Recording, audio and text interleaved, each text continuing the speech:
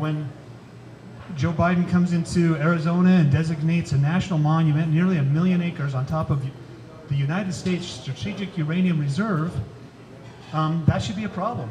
And since all that uranium comes to the mill in Blanding, where I'm from, it's definitely a problem for Blanding, but it's a problem for the United States.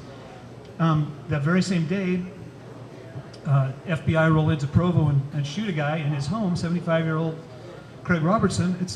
There's got to be questions asked. And when you can't ask the questions, if you're castigated for even asking the questions, there's a problem with that. So then the president shows up in Salt Lake and goes out and takes some goofy selfies with the governor. And somebody said, well, if you're the governor, are you saying you wouldn't have met him at the airport? I said, no, I absolutely would have met him at the airport. I would have been cordial, but it would not have been a happy meeting. It would have been I want some answers here. What are we doing? But instead, it seems like we have the rhetoric that we're going to stand up to the federal government on these agency decisions, but we turn right around and play right into their hands. Another case in point that's happening in the last year or so. The Great Salt Lake is really important to people up here, and it's really important to Utah.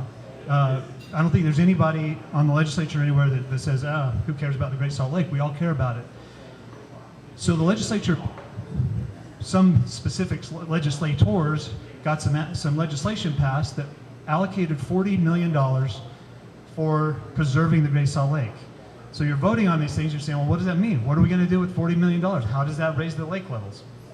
Well, what we found out not too long afterwards is $40 million was given to the Audubon Society and Nature Conservancy to go and purchase all the water rights from the ranchers. And we're saying, so this came up yesterday in the meeting for the appropriations on the Natural Resource Appropriations Committee, and they kind of alluded to that. And I said, well, who are the contractors that receive this money? Oh, well, they're qualified people that could do this. I said, well, no, what names? Finally, they said, well, it's the Nature Conservancy and the Audubon Society. I said, and the Audubon Society was sitting there. I said, Audubon Society is not a friend of Utah. They're not a friend to rural Utah. They're not a friend to our public lands. They sue us right and left. They sue the state. They sue over these things. And the Nature Conservancy is out buying conservancy easements on people's property all across and taking it out of production and ultimately shifting it back to the federal government.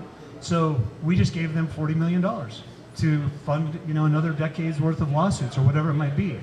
Again, the natural course of things would say that doesn't function. That doesn't function well, and it's not going to end well.